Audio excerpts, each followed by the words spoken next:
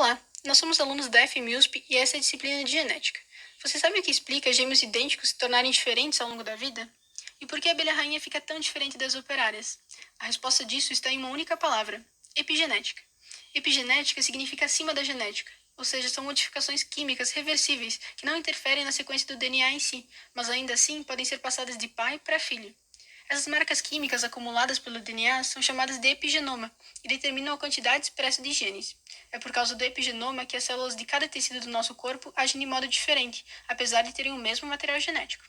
Além disso, essas marcas epigenéticas estão sujeitas a estímulos externos, sendo que a exposição a fatores como radiação pode ocasionar uma programação epigenética modificada e, inclusive, elevar o risco para o surgimento de várias doenças. Essas alterações epigenéticas podem ocorrer através de três mecanismos principais: a metilação, a modificação de estonas e a expressão de RNAs não codificantes. Antes de tudo, vale lembrar que nosso DNA passa pela transcrição, que o transforma em RNA, este traduzido, levando à formação de diversas proteínas. Esse caminho é responsável pela chamada expressão gênica. O primeiro mecanismo epigenético, a metilação, consiste na adição de um grupo metila catalisada por enzimas DNA metiltransferases. Esse processo ocorre geralmente em regiões que controlam a expressão gênica, os promotores, e está relacionado à repressão, isto é, genes metilados podem não codificar proteínas. Desse modo, a hipermetilação de regiões promotoras pode levar à perda da expressão do gene, enquanto a hipometilação DNA desencadeia um aumento da expressão gênica. Vale lembrar que as diversas metilações mudam de acordo com o tempo e com o indivíduo, como vemos nesses gêmeos de 3 e 50 anos. Um outro mecanismo, a modificação de estonas, também interfere na expressão gênica pré-transcricional. As estonas são proteínas que interagem com o DNA e permitem sua estabilização e compactação. A sua importância na regulação gênica está no fato de que possuem resíduos que são sítios passíveis de eventos diversos. Na acetilação, por exemplo, certas enzimas específicas adicionam compostos que reduzem a afinidade das estonas com o DNA. Isso causa uma abertura da cromatina na região, de modo que fatores de transcrição passam a ter acesso ao DNA local. Já a desacetilação leva ao efeito contrário, isso é, a compactação da cromatina e consequente repressão da transcrição do DNA, impedindo a expressão gênica. Por fim, o outro mecanismo epigenético envolve RNA não codificantes, que promovem o controle de expressão gênica no âmbito pré- e pós-transcricional. No nosso DNA, existem porções que não codificam proteínas, os chamados introns, que são regiões transcritas em RNAs não codificantes, como RNA transportador e ribossômico. Além desses mais conhecidos, há microRNAs e RNAs longos não codificantes. Os microRNAs são capazes de se ligar ao RNA mensageiro e impedir sua tradução, impossibilitando assim a síntese da proteína, enquanto que os RNAs longos não codificantes podem se ligar à fita de DNA e evitar a leitura de uma série de genes. Mas como a gente vê essas alterações moleculares aparecerem no dia a dia? Temos aqui os astronautas Scott e Mark, geneticamente idênticos. Scott passou 1 ano na Estação Espacial Internacional.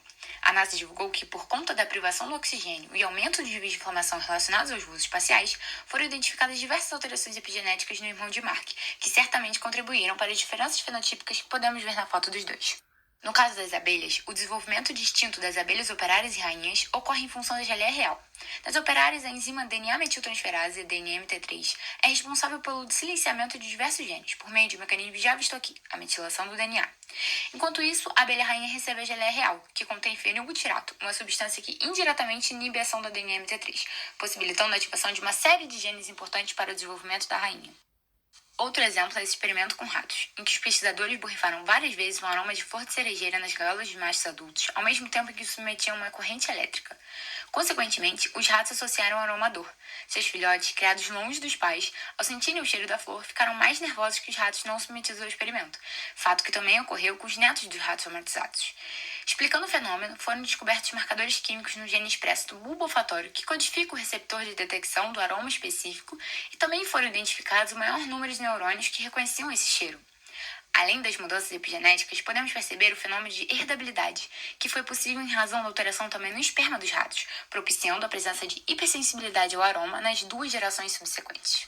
Já quando o assunto é o desenvolvimento de tumores, as células cancerosas apresentam uma hipometilação global de seu genoma, resultando em maior expressão gênica, e, em contrapartida, uma hipermetilação em genes supressores tumorais.